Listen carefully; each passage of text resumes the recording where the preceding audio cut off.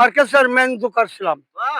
বাহ! বাহ! বাহ! তারপরে যখন আমার বয়স হয়ে যাচ্ছে ৭১ সালের বয়স আমার তখন ২৬ বছর।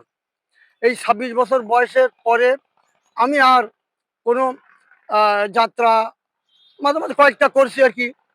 হ্যাঁ? তা তারপরে যাত্রা জগৎ ছেড়ে দিছি। ছেলের সন্তানরা বড় হয়ে গেছে। আমার পোতা-পুতির সব বিয়ে-শাদী হয়ে গেছে।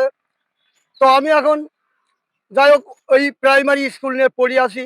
শার্শা উপজেলায় ১২৫ টা স্কুলের ভেতরে আমি ছবি অঙ্কন করে বাহ! আসছি। খুব সুন্দর।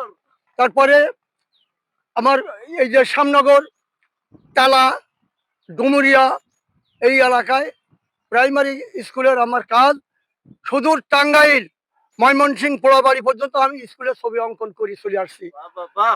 এই বয়সে আল্লাহ আমার এখনো সুস্থ রাখছে এবং আমি কয়েকটা টিমের সাথে টিকটক করেছি। ওহ নাইস! এটা এটা আছে আলহামদুলিল্লাহ।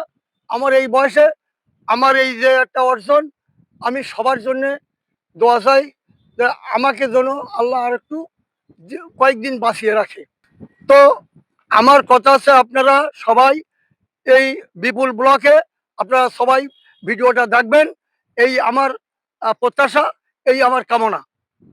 তো যাই হোক দাদু কিন্তু অনেক ভালো কথা বলেছে কারণ উনি আমাদের স্যার বললে ভুল হবে কারণ উনি একজন প্রফেশনাল আর্টিস্ট। তো আমরা যাই হোক ওনাকে সম্মান জানাবো। উনি যেন ভালো থাকে, সুস্থ থাকে, যে কয়টা দিন বাঁচায় কিন্তু ভালোভাবে যেন চলতে পারে মানুষের সাথে। এটাই ছিল আজকের শর্টস। কেমন লাগলো অবশ্যই জানাবেন আমাকে।